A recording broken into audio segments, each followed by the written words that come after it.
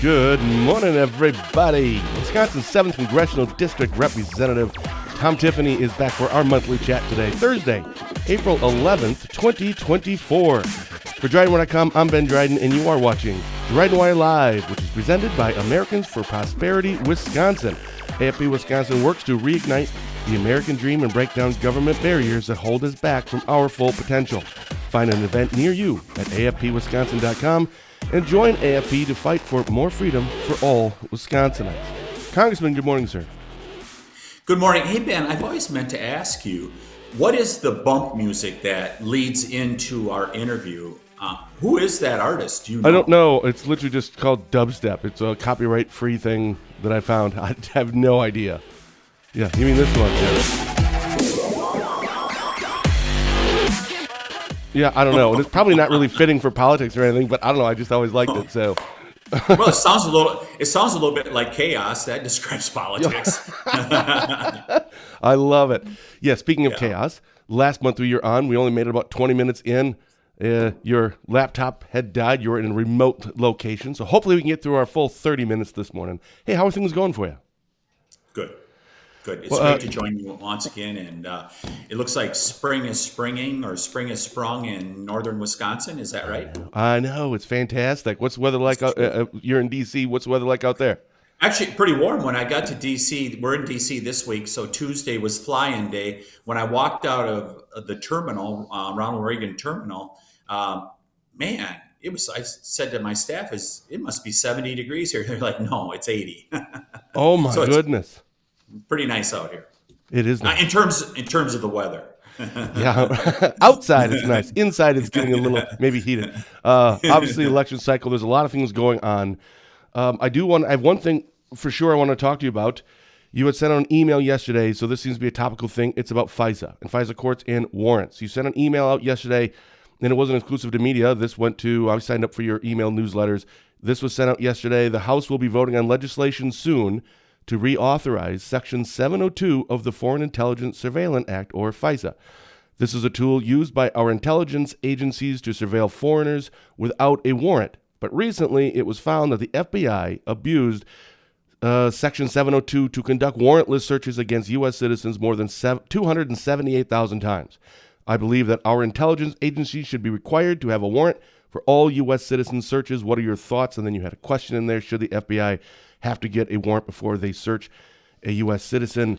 I think that's a lot of it kind of in a nutshell, but is there anything that you want to expand on and then share your views why you believe that that U.S. intelligence agencies should be required to have a warrant? So we haven't gotten the final tabulation in the questionnaire that you mentioned. And we do this regularly out of my office where issues that are important to the day, we send out questionnaires, and we like to get feedback from people. So we haven't tabulated the results in regards to it. I would suspect that it'll be pretty strongly in favor. You got to have a warrant. That's an expectation. The Fourth Amendment should be respected in the Bill of Rights and the Constitution. So it'd be interesting to see what comes out of that. What you cited, the data point of 278,000 searches being done by the FBI in 2021. There were 3 million searches that were done without a warrant. 3 million on Americans. So this is clearly a problem. The FBI has been getting better now because they know FISA is about to be reauthorized, or they're hoping it'll be reauthorized as is. But we have some significant reforms that came out of the Judiciary Committee, and really we're supposed to be voting on this week, and I'm not sure if it's going to happen. There's significant differences between the Intelligence Committee and the Judiciary Committee. And this really cuts across political lines. It isn't just a Republican-Democrat issue.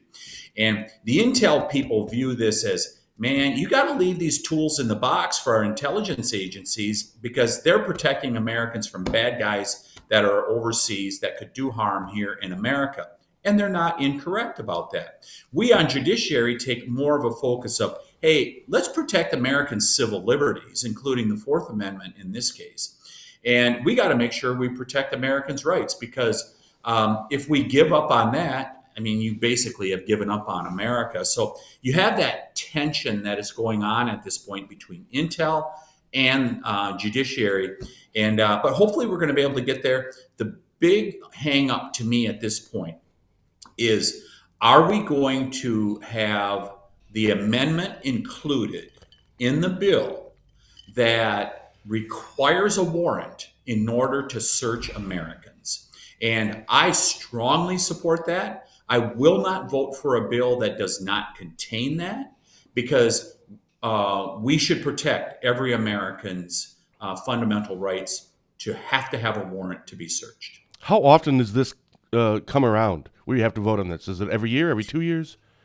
Yeah, it's 5 years, and we set the amount of time that it takes. So 5 years ago, it expired at the end of 2023. It was reauthorized in 2018. Supposed to be voted on 2023. We did a short-term extension, as we do with so many things out here, as you're very familiar with. Yeah.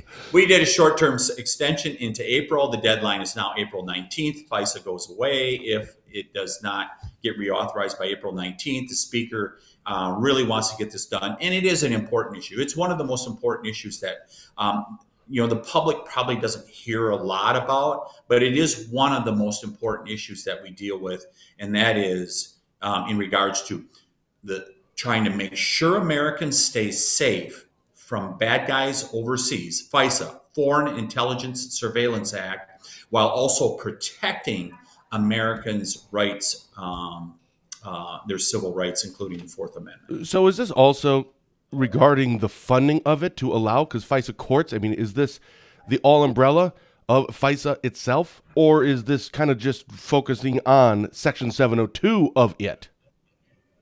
This is focused on 702, Got it. and the funding portion of it is separate. That will go through Okay. How do you think so far? What are you hearing from your colleagues, both Republican and Democrat so far? I don't know if you talk or there's whispers in the halls, like you kind of know where everybody is or where everybody stands. What does it look like right now? Where does it seem to be leading? So what happened yesterday, we had a vote in regards to the rule to bring it to the floor. So we have some procedural stuff that's very arcane to be able to get a bill to the floor. It includes passing a rule. Well, the rule got voted down yesterday because a group of Republicans, my colleagues, that decided they're going to vote against the rule. So it did not come to the floor to be able to have a vote. I think there are further negotiations going on. In fact, I talked to one of the people that voted no on the rule just a few minutes ago, and he said he would like to see a few changes in the base text of the bill. Do an extension for 2 years, for example, rather than 5 years. They don't want to see a 5-year extension. So I think if a couple things like that get ironed out, perhaps we will get to a vote. Well, we'll cross our fingers. Hopefully next month we'll be talking about it. It won't be just another extension, but you never know. You never know. You never know. Yeah, who And knows? I even thought I saw a headline the other day. I think it was maybe on The Hill, that website, or something about maybe the speaker now. Somebody may even be saying, I don't know if you're doing a good job. Maybe we need a different speaker. Are we going through all of this again?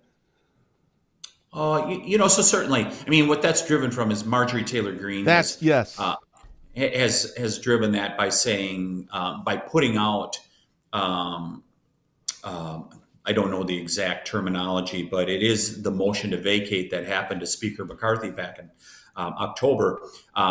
Marjorie Taylor Greene has put that out that I may introduce this motion to vacate. So it gets people talking about it.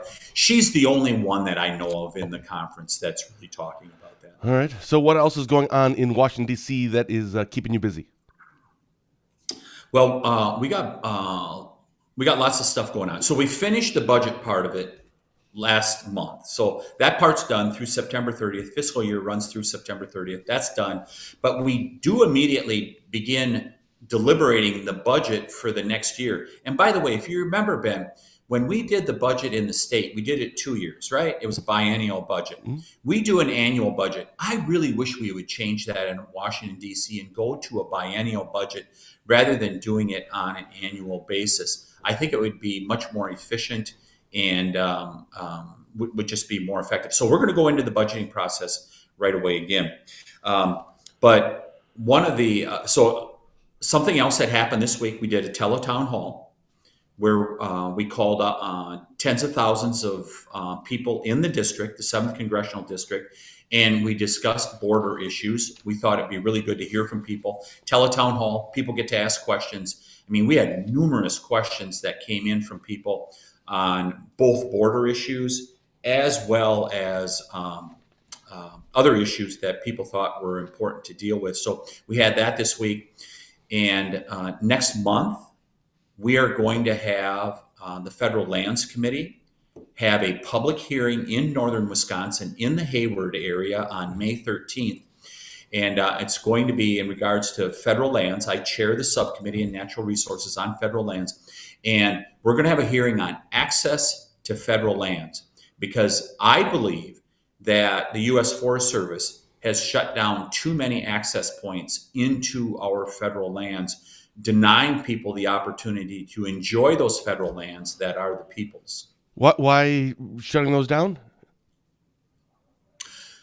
I think they give a variety of reasons for it. They don't want there to be environmental degradation. If people go off-roading, they take their ATVs back there. I mean, there's a variety of reasons that they've given for that.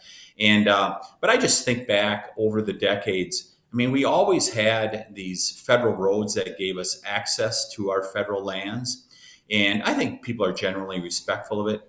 I want to hear from, first of all, citizens who are being denied access to, what is it, 1.5 million acres of federal lands that we have in northern Wisconsin with the U.S. Forest Service. I want to hear what the problem is, and then I also want to hear from people if they've got solutions that can be helpful. Because this is germane, while we're having it in the Hayward area and in Wisconsin, this is germane to the entire United States where we have federal lands. I think it's a really important issue is access to our federal lands. Yeah, here's your beautiful federal lands, but don't go on it. Yeah, just look at it from a distance. Yeah.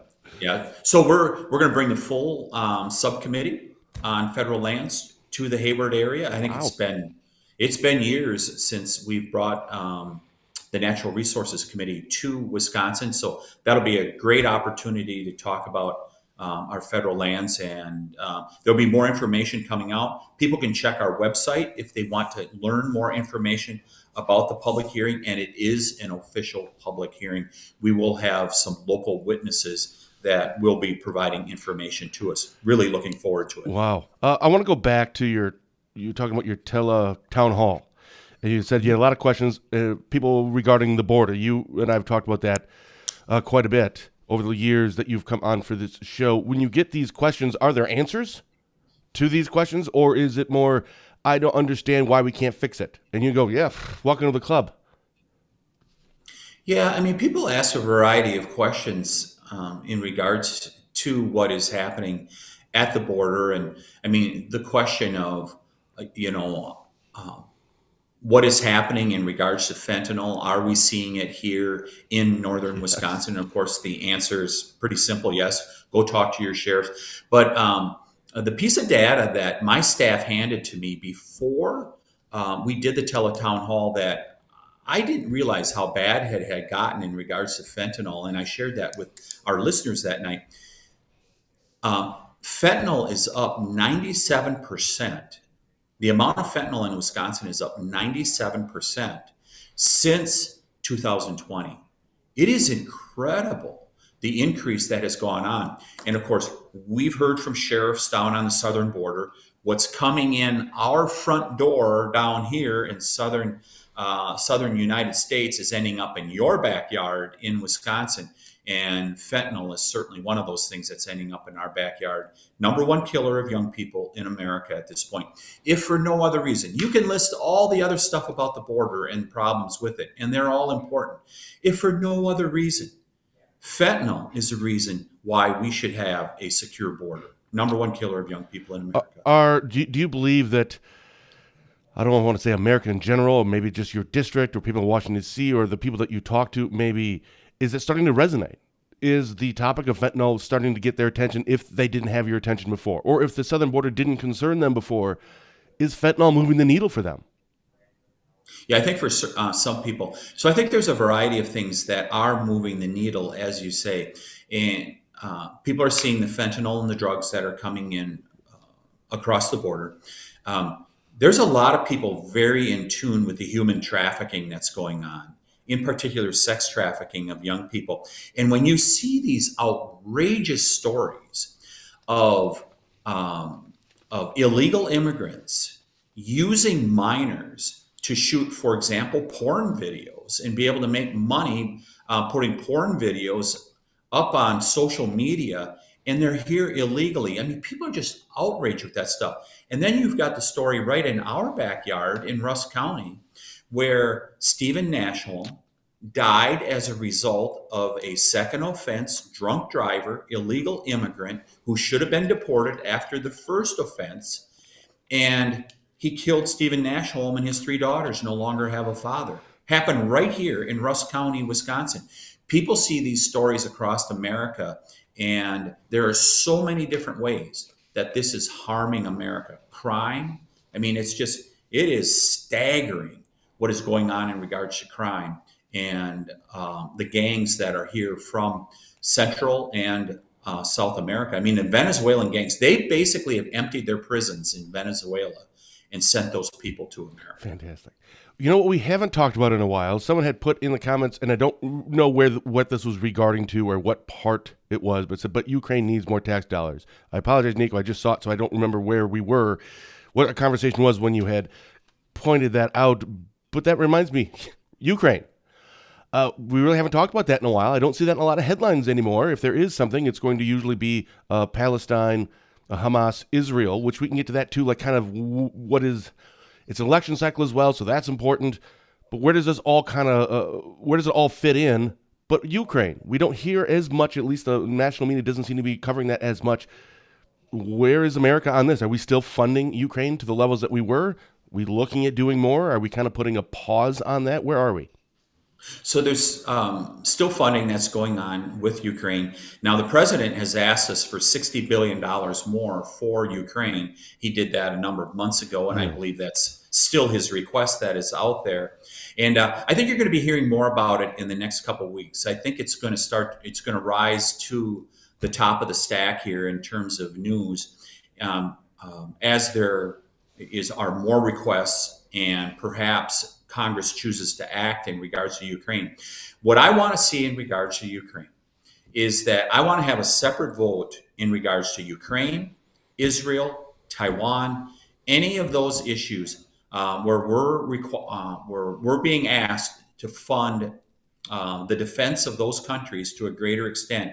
I want to see an individual vote on each of those and not put them together, because I believe President Biden is using Israel, aid to Israel and Taiwan as a shield in an attempt to get money to Ukraine, where Ukraine is his top priority, where there's people like myself, my greater priority is Israel and Taiwan. I mean, for example, with Taiwan, they've already paid for some of their defense munitions that they've purchased from America, and we haven't delivered them.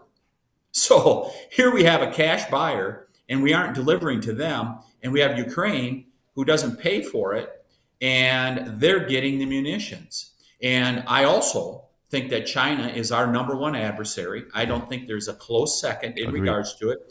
And Taiwan is right there off the coast of China.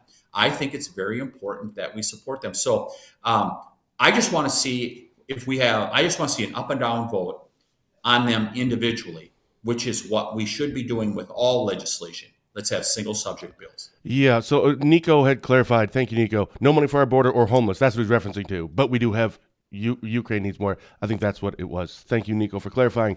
So that is interesting that you brought that up. That seems very logical and rational and reasonable. Single issue vote. So that doesn't seem to, like, logical thinking doesn't always seem to align with political and politics and how things work. It seems like that seems like that's what we should do. So why aren't we doing that? Why don't we? And what would it take in order to just have, okay, Ukraine, here's the bill. Let's all sit down and let's vote on it. Okay, it passed, great. If it didn't, fine. Next. Why aren't we doing that? Well, so sometimes it is achieving the art of the possible. Now, what I lay out there, and I think that is how we should do it, is to a certain extent, it's a bit of a utopian vision to be able to do that, because there's always going to be the instances where people mash a couple bills together in order to be able to get it passed. I mean, that's how the sausage is oftentimes made. Okay. But we really made good stride. It's a year and a half ago when we had those speaker votes back in January of 2021, and we said we want to have single subject legislation coming forward, and we've adhered to that to a large extent.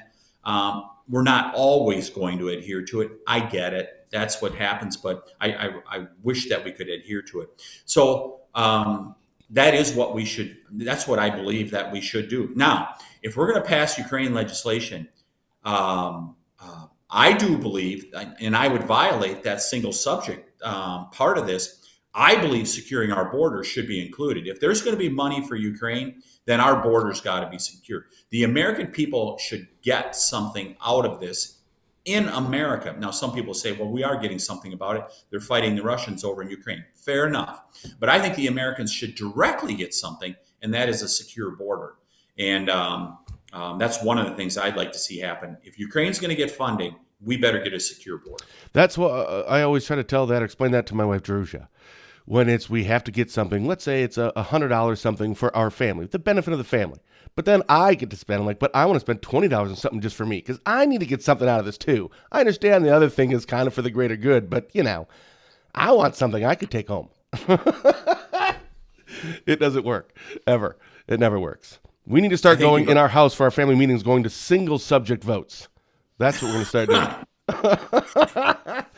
Oh, that's great. I think Jerusha's going to have final say on that, Ben. I think you're right on that one. All right, what else is going on over? It sounds like it's just packed all the time. We did already kind of reference Israel and Hamas and Palestine. Hey. Yeah.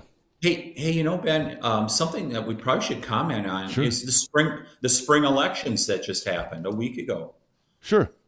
So we had the spring elections that happened, and in terms of a statewide basis, there were no Supreme Court races on this year, No. but there were two referendums, and the referendums were particularly important because they're binding referendums. They are constitutional referendums, and they did two things. And by the way, those referendums are oftentimes hard to understand. You think? As they write them? Yeah, I mean, they really are. I know I had a bunch of people calling me, and I called people and said, hey, make sure I fully understand what is going on here. So I explained this to people. Anyhow, the one was basically to ban Zuckerbucks, what we refer to Zuckerbucks. Mark Zuckerberg, the Facebook billionaire, he put in millions of dollars into Wisconsin, $350 million across America in order to what he said, ostensibly, to get more people out to vote. And it's interesting, he gave almost all the money to cities that are almost always Democrat-leaning. And so anyhow, there was some real controversy about that in 2020, and a lot of people did not like that. So it was on the ballot. In fact, I think a bill was sent to Governor Evers, and he vetoed it. So the legislature said, well, Governor, if you're not going to sign this into law, then we're going to go the constitutional route. So it appeared before the voters. The voters said, yes, we do not want billionaires putting money in and having private elections. This should be public money that funds our elections. So that did pass and does become part of our Wisconsin state constitution now, that we do not allow private money into a public function being elections. The second thing that was on the ballot, and I thought it was just as important, though it didn't get quite as much play as Zuckerbucks, was that you have to have a public official, an elected official that oversees elections. And that was a direct result of what happened in Green Bay in 2020, when the mayor of Green Bay hired a political operative from New York City, a Democrat political operative, to help them to conduct their elections in Green Bay. They made life so miserable for the city clerk. She took a leave of absence 2 weeks before the election and ultimately resigned her position.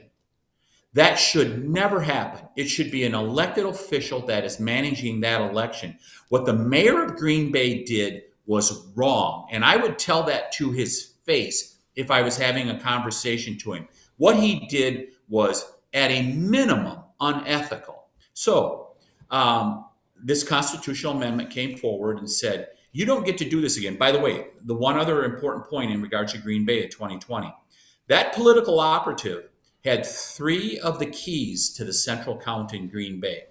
So now just let's put the shoe on the other foot. Let's say that Donald Trump Jr. had the keys to the central count in Waukesha County.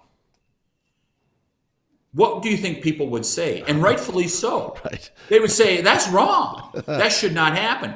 That's what they did in Green Bay, is bringing a Democrat political operative, had 3 of the keys to the central count. That was just wrong. So anyhow, the Second Amendment fixes that, and it requires that an elected official oversee elections in Wisconsin. And now, who are the elected officials?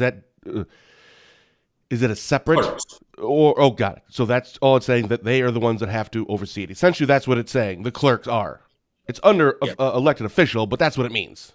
Yeah, so wherever there's an elected official, and it's generally, and maybe someone that's watching, maybe there's an exception somewhere, but it is clerks, whether it's the town clerk, the city clerk, county clerk. Those clerks are the ones that run elections in our municipalities and counties. And the people voted to do it that way. And by the way, Ben, that provision or that referendum question got even more votes than Zuckerbucks. I think it was like 58%. I thought that was interesting. So that says to you that it was both Republicans and Democrats that were saying, yeah, our elected officials should take care of elections. So, what does it say in the end? People want to have clean elections. They want to have fair, clean elections in Wisconsin. Stop the gamesmanship. And these are good things that should be in law. Do you have any concerns regarding the elections coming up? With now that we have these types of things, these referendums done, we've learned a lot over the last 2 to 4 years. Maybe there's some changes since then. Is that going to be the biggest story at the end of all these elections this year? Is it going to be votes and, where were they, and the Zuckerbucks stuff? Or is it, hopefully, ideally, it's going to just go back to who won and who lost, rather than all the outside noise? Yeah, hopefully it's the latter, Ben, as you described it, and it should be. I would say the concern that I have is with the new Supreme Court in Wisconsin, do they bring back ballot boxes? Because ballot boxes were outlawed 2 years ago. Because that is where, and the commission that Jimmy Carter and Jim Baker put in place, a national commission after Florida hanging chads in 2000. One of the things they said is, the greatest opportunity, and this was a bipartisan commission, the greatest opportunity for fraud is within mail-in ballots. That's where you can see fraud. And one of the things that assists in that is when you have these drop boxes. And that's why they were outlawed a couple years ago in Wisconsin. I hope our state Supreme Court does not bring them back, because that leads to greater suspicion about, okay, what is happening here with these absentee mail-in ballots? Because that is oftentimes the greatest opportunity that we see for fraud. I hope also that we're going to see, we won't see something like the Dane County clerk in 2020 when the clerk said, hey, just vote indefinitely confined. He didn't have the ability to do that. That requires a law change to be able to do it. I hope things like that don't happen again here across America in 2020 with, the whole COVID excuses for allowing wide open voting. There's got to be guardrails on this to make sure that we have fair elections. What do we want to have happen for our elections? We want to make sure there's a very good phrase for this, and it's not coming to me at this point. We want to make it easy to vote, but hard to cheat. That's how it should work. It should be. It should be. Hopefully this year. Cross my fingers. Yeah. All right. What do you have? We're up against our time. What do you have coming up this week? We're already on Thursday. Can we in D.C.? Do you have usually 9? I didn't hear the recess bell go off yet, so you may not have to be somewhere here shortly. But what's on your agenda the rest of the week? Japanese Prime Minister is going to be here to address Congress in an hour. Looking forward to that. Japan, one of our greatest allies, especially with the threat of communist China just off right near Japan. I'm looking forward to hearing his remarks. So that's coming up. The FISA bill, while the rule failed yesterday, I know there's negotiations going on yet. Hopefully, we're going to be able to pass an amended FISA here. Perhaps even tomorrow. So hopefully that'll be happening. And then I think the Ukraine funding thing is going to come up again next week. We're in session next week. I think we're once again going to see something in regards to that. Senator Quinn says, see you Saturday, Tom. So either he's going to D.C. or you're going to be in our area. And hey, real quick, I want to get to this. Why did I receive an absentee ballot when I did not request one? Sorry, I missed that question, Kim. Or where would you recommend that who she should contact? Contact your local clerk, whether it's city clerk or county clerk, town clerk. Contact your local clerk to find out why. Sometimes people are sent absentee ballot requests. Make sure you read it very carefully what is being sent to you, because you see both parties, the Democrat and Republican parties, send out these requests for an absentee ballot, and sometimes people think they're getting an absentee ballot when they're actually not. It's actually just a request. They're trying to make sure that people vote. So read that carefully. But if you received an absentee ballot and you did not request it, go talk to your clerk. Got it. And then Saturday, this weekend? Yeah, Saturday, the 7th Congressional Caucus is happening for the Republicans. So both Democrats and Republicans do this, where they have an annual caucus where they meet to discuss party platform. There's oftentimes presentations given by elected officials, people seeking office, but it covers the 7th Congressional District, and it's in Spooner this year, and I look forward to being there Saturday. Oh my goodness! Well, if it's in Spooner and Saturday, I kind of don't really have any more excuses not to go. So I may see you on Saturday. All right, Tom, thank you so very much. I look forward to our chat in 1 month from now. Thanks so much for coming on. Always good to join you. See you in May. You got it. Special thank you to Wisconsin's 7th Congressional District Representative Tom Tiffany for taking the time to come on for a chat today. I'll see you right back here on Tuesday for our latest episode of Positive Tuesday with Ben and Fitzy. Fitzy's off on Tuesday, so Adam Jarko will be filling in and will be joining me on Tuesday. It's always a blast having Adam on. We got to always figure out ways that we're going to get in trouble. So until then, for DrydenWire.com, I'm Ben Dryden saying thank you for watching and have a blessed day.